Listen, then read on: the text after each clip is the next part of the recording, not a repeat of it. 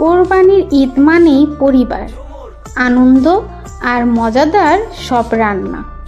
আর আজকের ব্লগে আমি তোমাদের দেখাবো আমাদের বাসার সবচেয়ে জনপ্রিয় ঈদ স্পেশাল আইটেম, শাশুড়ি আম্মুর হাতের তৈরি ঝাল ঝাল কলিজা ভুনা। হ্যালো এভরিওয়ান, আসসালামু আলাইকুম, welcome back to my channel জান্নাত ডেইলি ক্রাফট। এই রেসিপিটা শুধু স্বাদেই অসাধারণ না, কলিজায় রয়েছে অনেক পুষ্টিগুণও। তাই আজকে রান্নার পাশাপাশি কলিজার কিছু উপকারিতাও তোমাদের সাথে শেয়ার করব। ফার্স্টেই আমি নিয়েছি হাফ কেজি পরিমাণ কলিজা, আর তার সাথে নিয়েছি সমপরিমাণ আলু। এখন কড়াইয়ে তেল গরম করে নিচ্ছি। এরপর দিয়ে দিচ্ছি অনেকগুলো কিউব করে কাটা পেঁয়াজ, আর সাথে আলু আর কিছু কাঁচামরিচও দিয়ে দিলাম। দিয়ে দিচ্ছি স্বাদ মতো লবণ। পেঁয়াজগুলো সুন্দর সোনালি রং হওয়া পর্যন্ত ভাজছি। এখন দিয়ে দিলাম আদা রসুনের পেস্ট।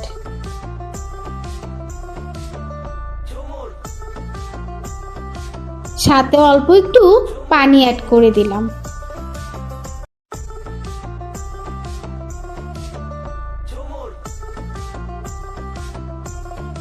এরপর একে একে সব মশলা, হলুদের গুঁড়া,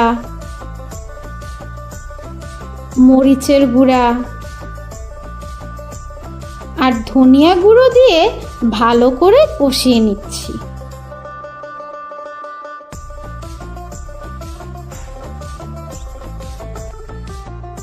মশলাগুলো ধীরে ধীরে তেল ছেড়ে দিচ্ছে।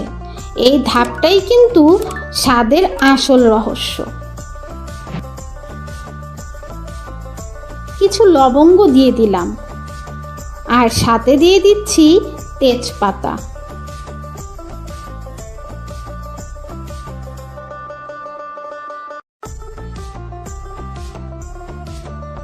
আরও দিয়ে দিলাম দারচিনি।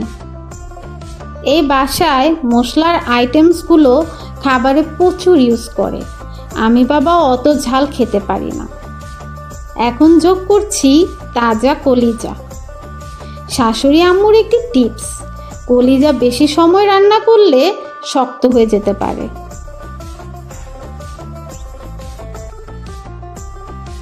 দিয়ে দিলাম কিছু এলাচ।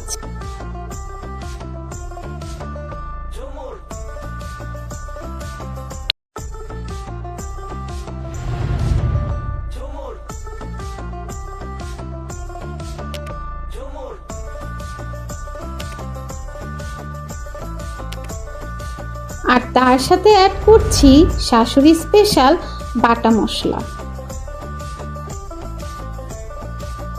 নাও পরিমাণ মতো পানি দিয়ে রান্না করার পালা। অনেকেই কলিজা খেতে অপছন্দ করে, কিন্তু জানো কি, কলিজা হলো protein, iron, vitamin A, vitamin বি12 এর খুব ভালো উৎস। বিশেষ করে যাদের শরীরে রক্ত স্বল্পতা বা আয়রনের ঘাটতি রয়েছে, তাদের জন্য পরিমিত পরিমাণে কলিজা উপকারী হতে পারে। তবে যে কোনো খাবারের মতো এটাও পরিমিত পরিমাণে খাওয়াই সবচেয়ে ভালো। এই গন্ধটা যদি তোমাদের কাছে পৌঁছে দিতে পারতাম।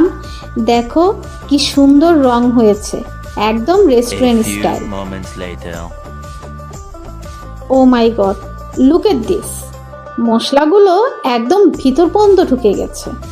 কলিজা নরম, ঝালটা একদম পারফেক্ট, আর স্বাদটা এক কথায় অসাধারণ। শাশুড়ি আম্মুর হাতের রান্না সত্যিই অন্যরকম। তোমরা ঈদে কলিজা কিভাবে রান্না করো কমেন্টে জানাতে ভুলবে না। ভিডিওটি ভালো লাগলে লাইক, কমেন্ট ও শেয়ার করো। ঈদ মোবারক।